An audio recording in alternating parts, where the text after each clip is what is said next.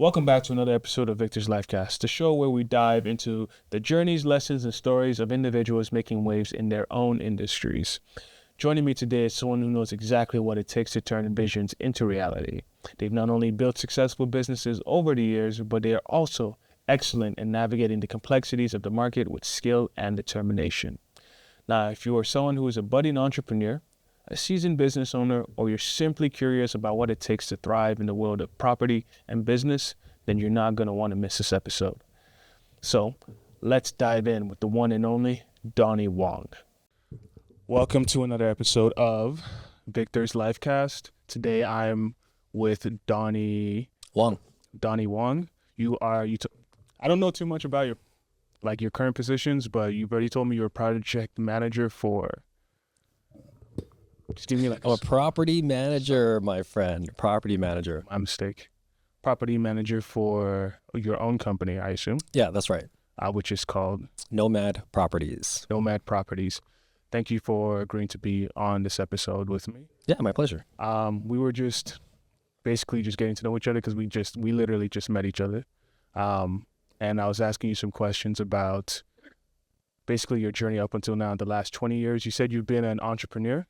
Am I loud in your ear? Yeah. Okay. You've been an entrepreneur for basically 20 years.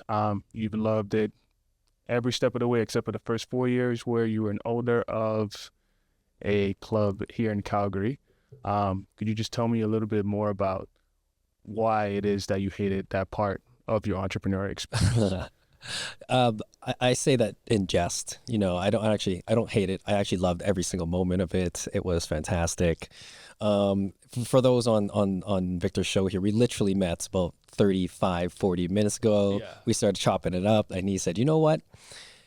Let's get on the podcast. And I was like, all right, fire up the lantern and let's go. So thanks for having me on here. My name's Donny Wong. I'm basically a serial entrepreneur. When I got out of high school, I just said, you know what? I don't want to go to college. I want to learn how to open businesses. I want to learn how to compete against Nike. I want a business that competes on the world stage. And so from there, off I went. We started doing all kinds of things.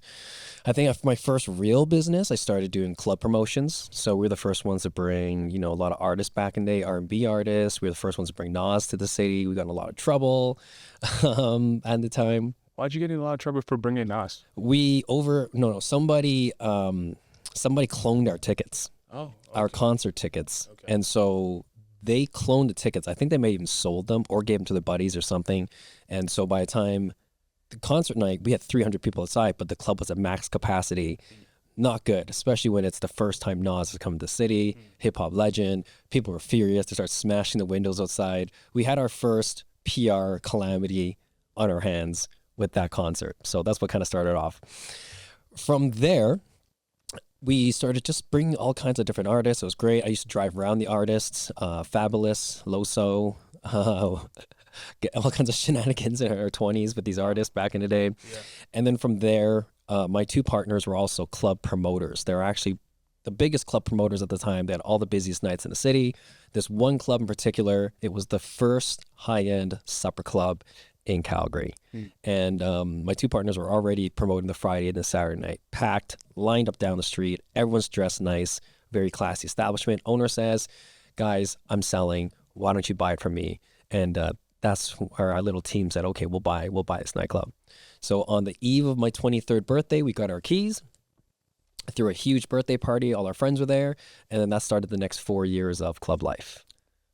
I got to say, by the way, you are a natural when it comes to speaking in front of a mic. You've done this a lot, I assume, or you're just born with it? I've done this a few times. I've done it a few times in this studio about 4 years ago. We were one of the first clients here. So it's that's why I said we put in the headphones. It's been a while since I've heard myself in the headphones, but it's cool. And it makes you feel comfortable there, at least, right? Yeah, it's cool. It's a great company helps as well, Thanks you, man. I appreciate that. So you said you had that issue with everybody being outside and they were knocking up, they were breaking glasses and stuff. How did you get over that?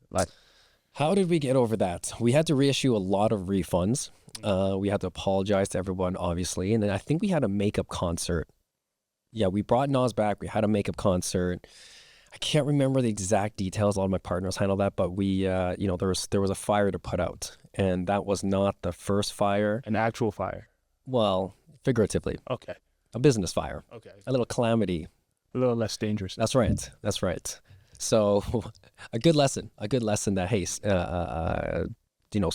things are going to happen. You got to be on your toes. And the longer you're in a business, just, the more calluses you develop. So then the more you can handle as you grow. What was your next stint after the club? Because you said you went to the East with somebody that you became really good friends with. That's right. So we bought the nightclub from a great gentleman, entrepreneur himself.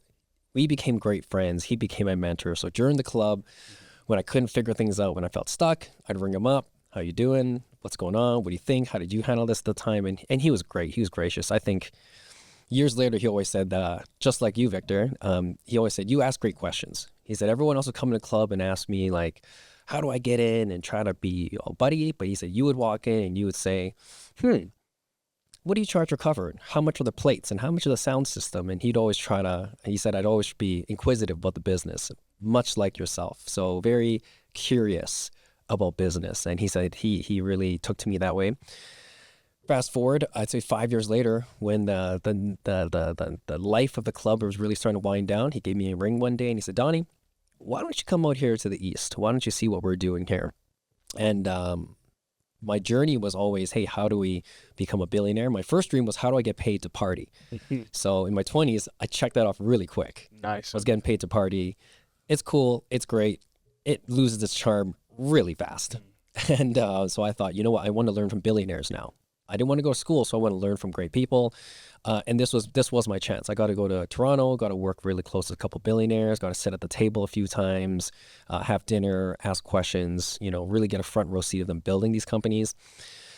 I did sales. So I left from the nightclub, and I went from one night, I was, owning a nightclub in my 20s. The very next night, I was knocking doors, going door to door selling water heaters.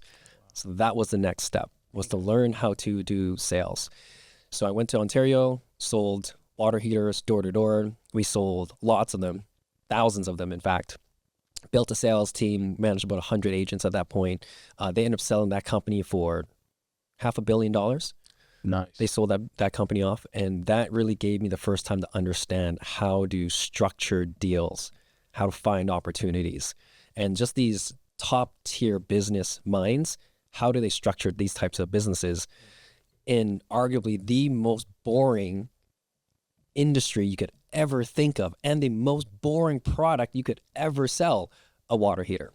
So how do you go to somebody's door, knock on their door, and sell them a water heater?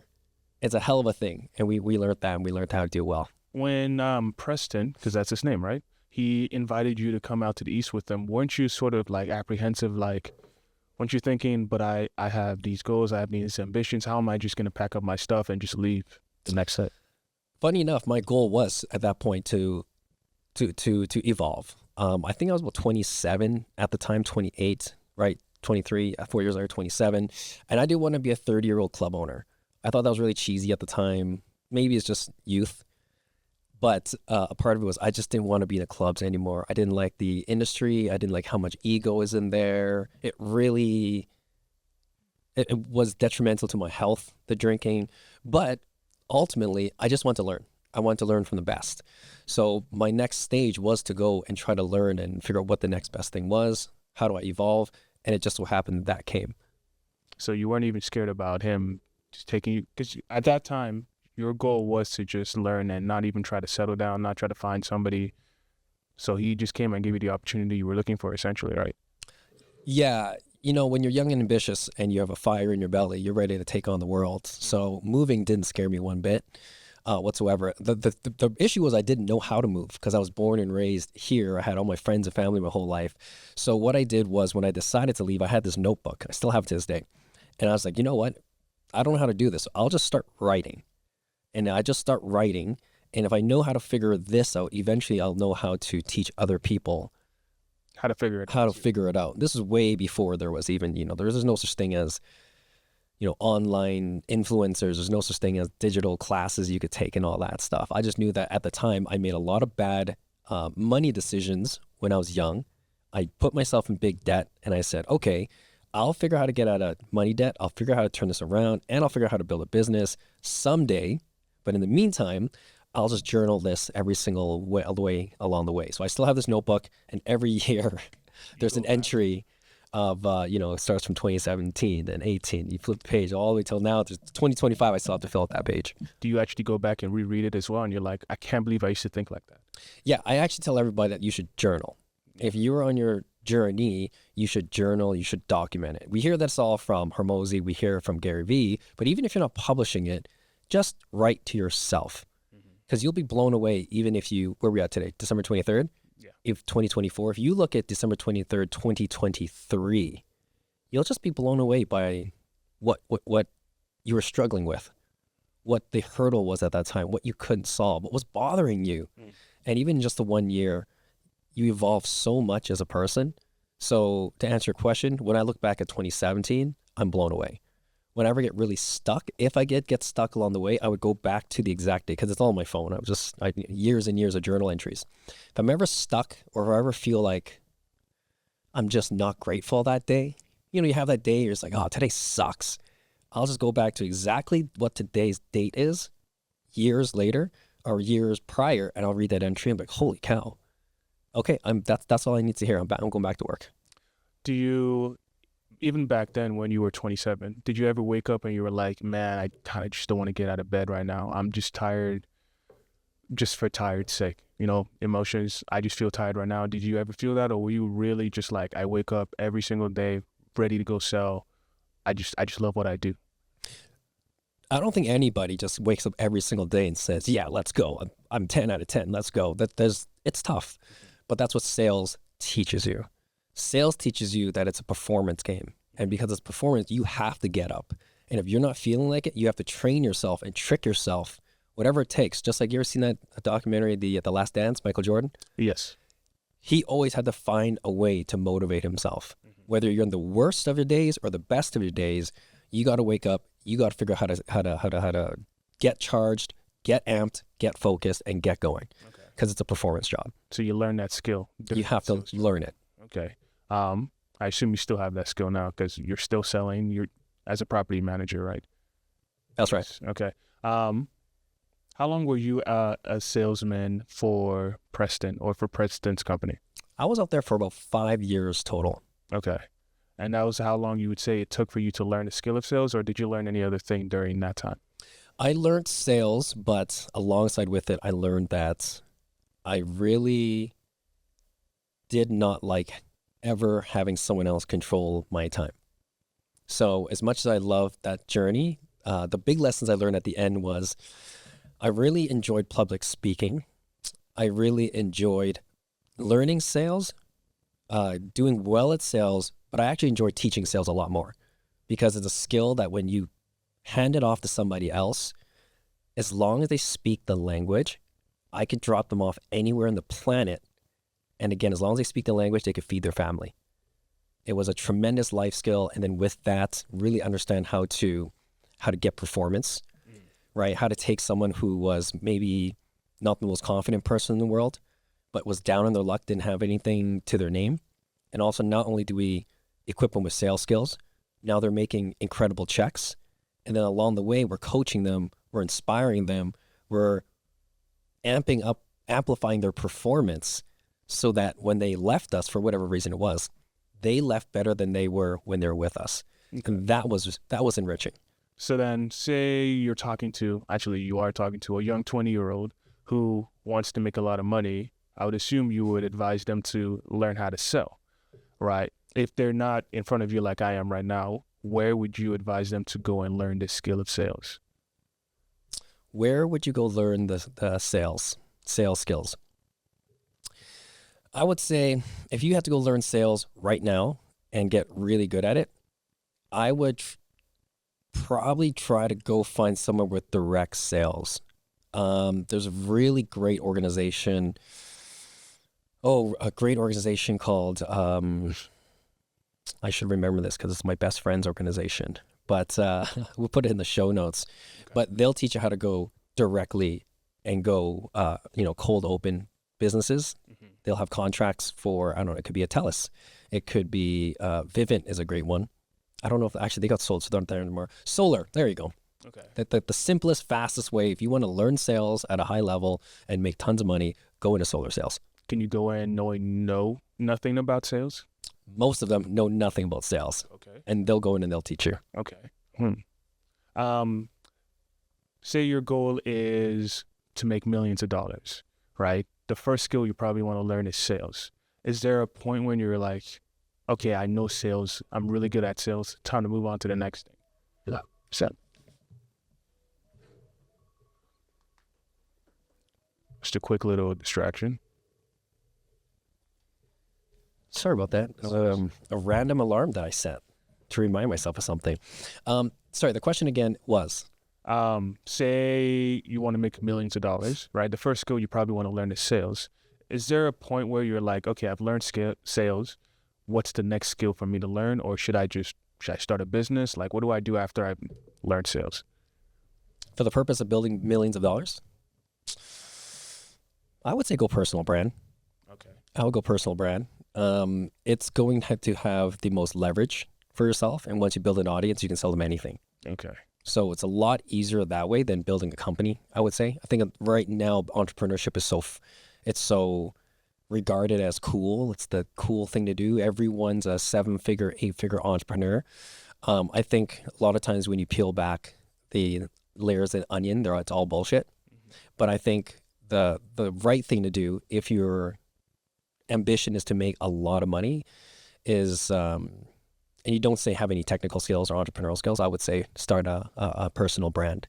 We're about to head into the age where AI is completely indecipherable from real life. Okay. I shouldn't say head into, we are there now. I believe that too. We're absolutely there now. You ever see those videos of like Joe Rogan talking about something that he's never talked about? And even those you could tell they're fake because the cadence of the voice isn't quite there. But I'm talking about they now have AIs that are damn near indecipherable. They have podcasts, full-on podcasts that you probably would be hard-pressed to know if that's real or if that's fake with video. So we're going to very quickly, I would say in the next year, going to start to see AI brands. They've already started replacing models with AI. So when AI can start producing content en masse, you had better be, I shouldn't say you had better be, but the opportunities to be authentic and to be a human, because people will want to connect with humans more than ever. So if you can build the AI, if you can build a personal brand, there's still a massive opportunity there to build that out so that ultimately you can make millions.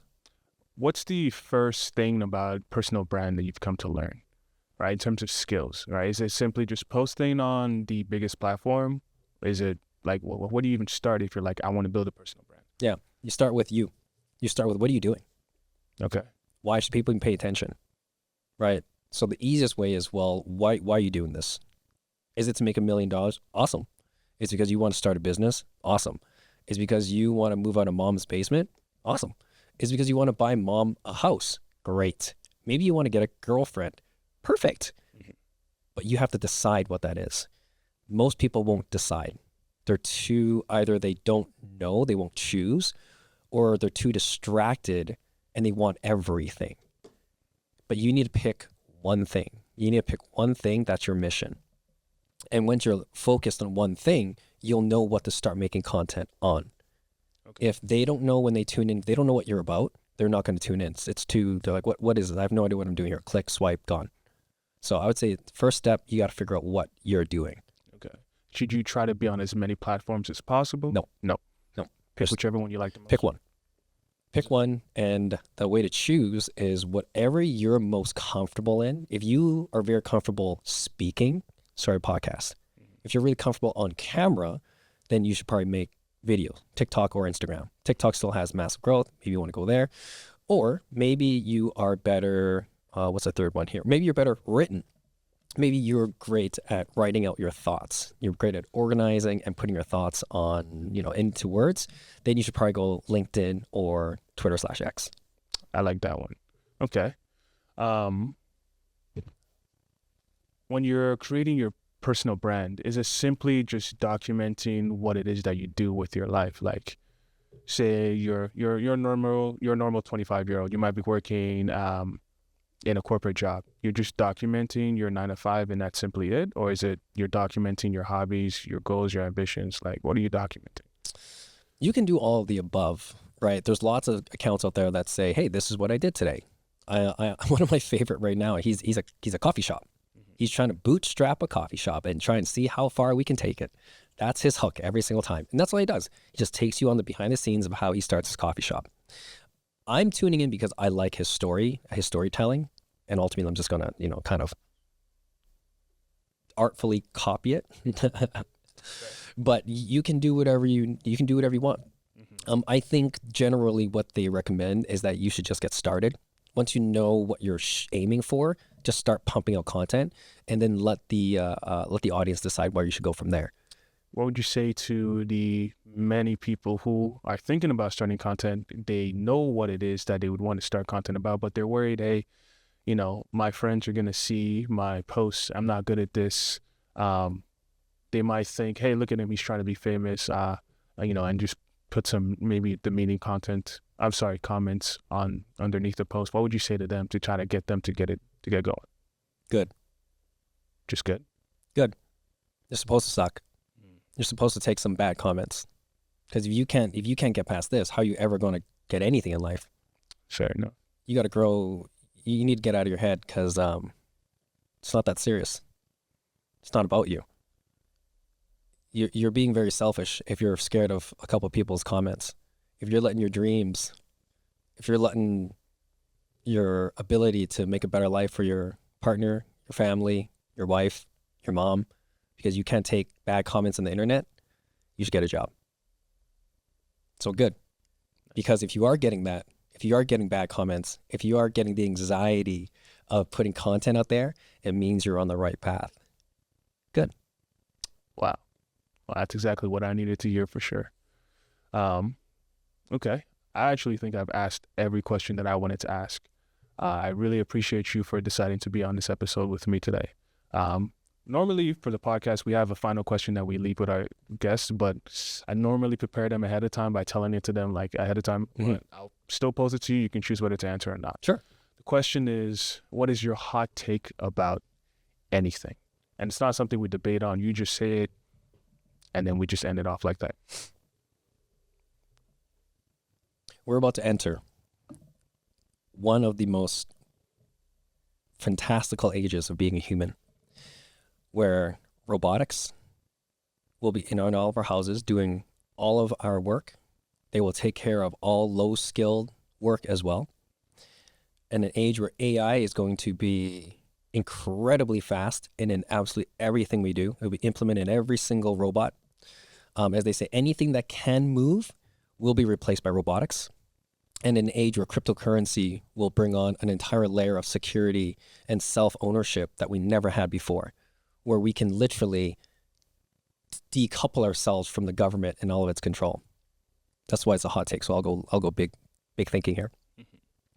So if you're listening to this, you have all the tools to literally build anything you want right now. You can literally build it with AI. You don't know how to draw? AI will build it. Just text it. Just type in what you want it. You want to make videos, but you're not a good videographer? You can just text it. You can tell ChatGPT, give me a shot list. This is my idea. Write me a 5-part script. Give me the shot list. Punch that into Sora. Bang. We're that close. And there will probably come a time where cryptocurrency will give us the super fast compute that we need to really be able to privatize a lot of what we want and what we need to do, and ultimately how we can even further monetize the things that we build.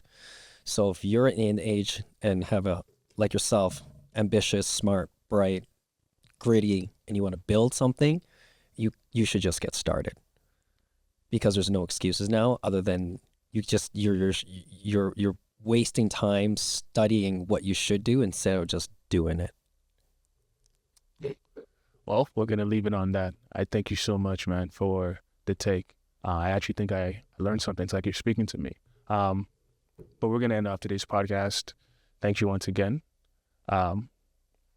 Take care, everyone. Can I say one thing? Yeah. Thanks for having the show, Victor and Victor's audience. Can I ask you one question? Yeah. Why this show?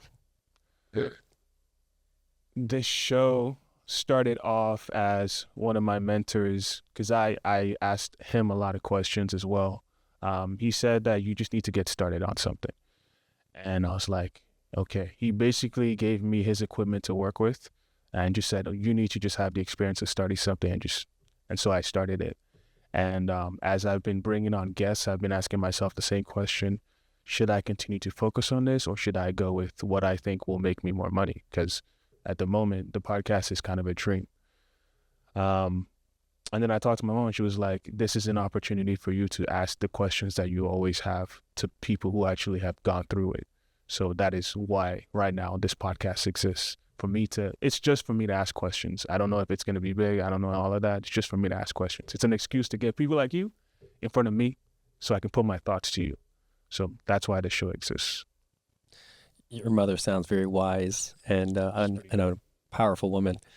I'm very happy for you. I'm very honored to be on an episode of on Victor's show here. If it's episode 8, that'd be even better. It's a great Chinese number. Looking forward to working with you. Thank you so much. Thanks, Victor.